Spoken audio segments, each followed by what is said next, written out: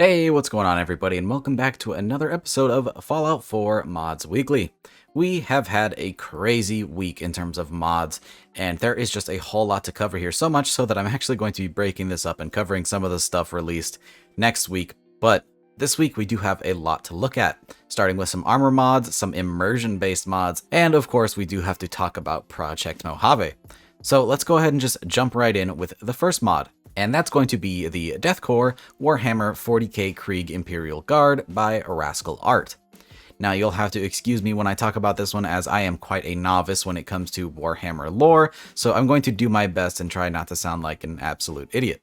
Luckily for me, this is a pretty simple mod. This is going to add the Krieg armor set from the Deathcore in the Warhammer 40k universe into Fallout 4. This armor will not be added to the level list, instead you'll have to craft it at a chemistry station. It's going to consist of 4 different pieces: the Krieg helmet, the Krieg gas mask, the Krieg battle coat, and the Krieg backpack.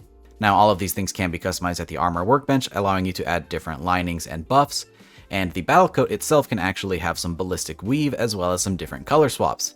You will have access to black, tan, green, and blue. Now, like I said, I am not super familiar with 40k and its lore, however, I do know that I really like the armor style in this set as well as in the universe. I've seen some other armors that I have always wished were mods in Fallout 4, and seeing this come out was a pretty cool release. I really like the style of this, and for people who like to run a more retro style with World War II armor sets, I think this could actually fit in there. Either way, it's really up to you. If you like the style of this armor set, you can go ahead and give this one a download.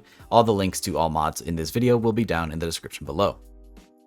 The next mod that we're going to be taking a look at is a small little quality of life immersion mod, and that is going to be Jetpack Animation No Power Armor by Robotized. So in case you aren't aware, there are some jetpacks in Fallout 4, but they can only be applied to power armor. Now that being said, people immediately made mods that allowed for jetpack-based outfits. However, a lot of the times those will end up making you go into a T-pose while using them. That problem is no more. Now with this mod equipped, it will remove the T-pose and use some of the vanilla animations in place that are very fitting. It really just uses some of the vanilla jumping animations, but it looks a whole lot better than a T-pose while you're flying through the air. Honestly, this makes the jetpack outfits way more fun to use and way less immersion breaking. On top of that, this mod actually comes with its own jetpack-based outfit that you can test this on, known as the Rocketeer outfit, which sports some sweet cargo pants and some fire extinguisher jetpacks.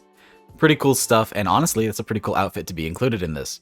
That being said, you can download a version without the outfit that just has the fix. Either way, it's up to you. This is definitely a great quality of life mod though. If you're somebody who uses jetpacks often, this is definitely something that I would pick up if you're running into that T-pose bug. The next mod we are checking out has some really cool immersive animations, and that is the RussianStimpak Replacer by Estiva2103. This mod is going to replace the vanilla Stimpaks with the Russian AI2. Which is a little micro medkit that's a little bit more realistic in terms of the real world as opposed to the Stimpak of Fallout. Now, while this doesn't make a whole lot of sense in the US, the immersion factor from the animations alone are super cool. So I'm just going to go ahead and let these play so you can take a look and listen for yourself.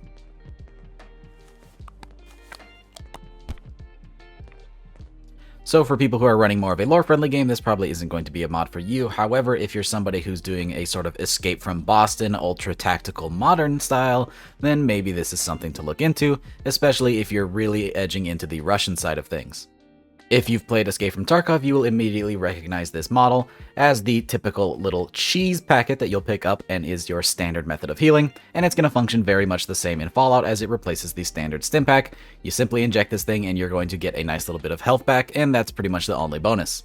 Definitely a cool little mod. I saw the work in progress animations before this thing came out, and I was really excited and happy to see that this thing released soon after. Definitely cool for all of you Tarkov fans out there, or somebody who just wants to add a little bit of Russian inspiration to their game. The next mod we have is another really cool immersion mod, and that's going to be Dynamic Guard Mats by Niston. This is a very simple mod that brings in some of the most useful features for settlement building, especially when it comes to your settler guards. This is some stuff that people have been asking for a very long time, and it's all included in one simple dynamic guard mat. So with this mod, there will be a bunch of new guard mats added to the new guard mat section of the defense menu. Whenever you head in there, you will see that there are guard mats with different defense ratings, as well as some duplicate versions with a little rifle symbol. The regular guard mats will be rated for defense rating 1, 2, 3, and 6, and the same goes for those other versions with the little rifle. The difference between these two types of mat is the regular version will function as a regular guard like the vanilla game, where they will sit there with their hands behind their backs, whereas the rifle version will have them with their weapons equipped, which is something that people have been needing for a very long time. Now your guards will properly have their weapons displayed, but that being said, you will have the option to use both versions in case, say, you want a guard by a door who shouldn't have their weapon drawn. Now, as for the defense rating, why 1, 2, 3, and 6? Well, actually, there's a really good reason for that. In the vanilla game, a guard can have a maximum of 6 defense rating per guard, meaning that if you have them assigned to, say, a mat that has only 1 defense rating, they will work both there and any other mat you assign them to of less than 6. So if you have 6 different mats, each of value 1, the guard will actually rotate between each of those mats. That being said, if you assign him to a mat with a defense rating of 6, they will stay at that mat specifically and they will not rotate, which is something that I appreciate a lot. I always hate when I assign a guard to a specific post and they start rotating around to places I don't want them to be. This makes it so that that happens no more. Additionally, these mats disappear when you leave the workshop mode, so you can set up any kind of scenery around them that you want, and then this will be invisible when you're actually playing in game. But of course, you can open it up in the workshop, see it again, and then you can move it around as necessary. This is a super awesome utility mod. I really like the fact that they have their weapons equipped, and having that 6 rated guard mat where they will stay still and not move around is awesome.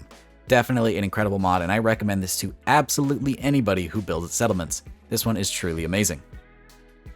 Next up, we have the HellCat Power Armor by Newermind43 and Captain-Ultima.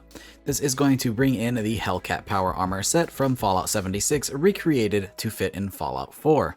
And I must say, this is a beautiful recreation of it. They look almost identical, along with a bunch of cool new features just for Fallout 4, including a bunch of cool custom skins. Now, this armor is not added to the level list. Instead, there is a one-of-a-kind version that you're going to have to find out in the world. You have to simply head over to the Gunner's Plaza, and there is a new Gunner Heavy NPC wearing the power armor. Once you take him down, you can collect all of the pieces and take it to a power armor frame of your own. After you repair the pieces, the set is now yours to customize as you please. All of the attachments available for this are pretty much the same as any vanilla set of power armor, aside from, of course, those custom skins, which are a nice touch. Other than that, though, you're getting a nice, beautiful set of power armor, and definitely one of the coolest power armor sets to come from Fallout 76. Some may argue its lore-friendly aesthetic, however, it does look cool regardless, so if this is a style that you like, you can absolutely add this one to your game. Definitely a cool set of power armor, and as usual, some really good work from Newermind43 and Captain-Ultima.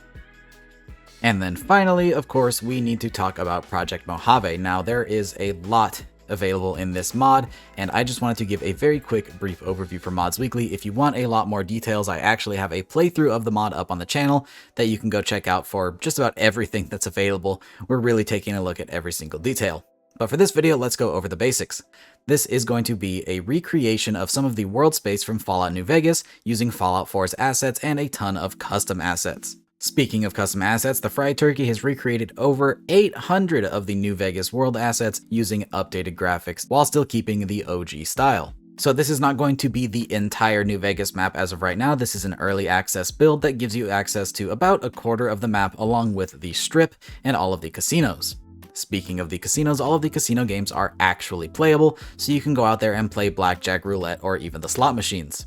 When it comes to getting to the Mojave, there's actually a short little quest that is started south of Breakheart Banks. You will find the body of a dead Institute scientist that will lead you on a path to building a teleporter to the Mojave. Without spoiling too much, there are some upgrades you can use to get to other locations, much like the Strip. Once there is just a lot of exploring to be done to go see what has happened to New Vegas, as this is set after the events of the original game, now taking place in Fallout 4's timeline.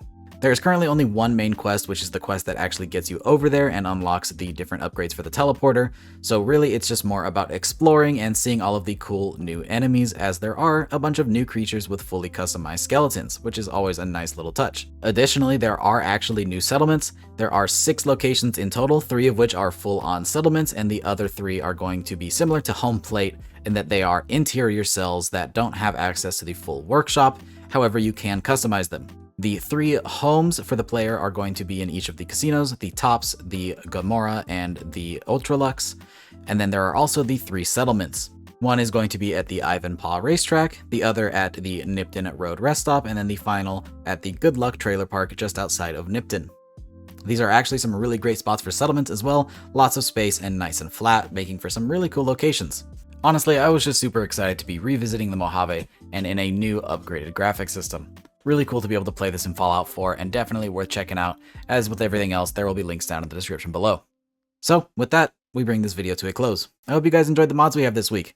There were actually a bunch of weapon drops that just came out today and yesterday. Those are going to be featured throughout the week and again on next week's Mods Weekly. So stay tuned for those. All of them are super cool and I can't wait to dive in. So hey, I hope you guys enjoyed the video. If you did, don't forget to drop a rating, subscribe if you haven't already for more videos just like this, and I hope to see you in the next one. Peace! And really quick, I'd like to make a shout out to all of our patrons. Your donations are greatly appreciated and really help to support the channel and videos just like this one. So again, thank you.